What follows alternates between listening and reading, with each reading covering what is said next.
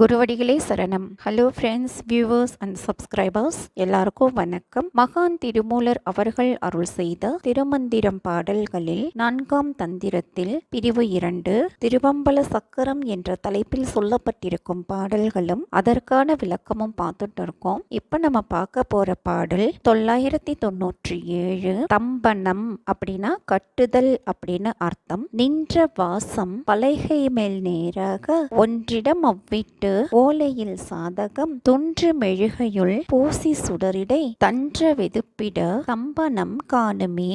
இதற்கு பட்ட மரம் கூடாது, பசிய அரச மரமே வேண்டியது அப்படின்னு சொல்லியிருக்காரு. சாதகன் அப்படின்னா தம்பன வினையை செய்பவன், அதாவது உருவேற்றுபவன். மெழுகு அப்படின்னா தேன் மெழுகு. வெதுப்பிட அப்படின்னா வெப்பப்படுத்தா. தம்பனம் அப்படின்னா கட்டுதல், அதாவது பகைவரை செயல்படாமல் இருக்கும்படி செய்வது. நிலத்தம்பனம், நீர் தம்பனம், சுக்கில தம்பனம், தீ தம்பனம், படைக்கல தம்பனம், பகைவர் தம்பனம், விலங்கு தம்பனம் என்பனவும் உண்டு. இதற்குரிய மூர்த்தியின் நிறம் பச்சை, திசை மேற்கு, நேரம் சனிக்கிழமை, 3ஆம் யாமம். பயிற்சியாளன் அரசமர பலகையில் இயந்திரத்தை செதுக்கி மகர முதலானவற்றை மாற்றி எழுதி உரு செய்ய வேண்டும். பசிய அரசம் பலகை மீது நேராக பொருத்தி மகாரத்தை முதலாக மாற்றி எழுதி பனை ஓலையிலும் அப்படியே அடைத்து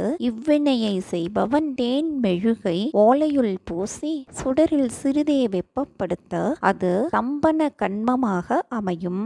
பாடல் 998.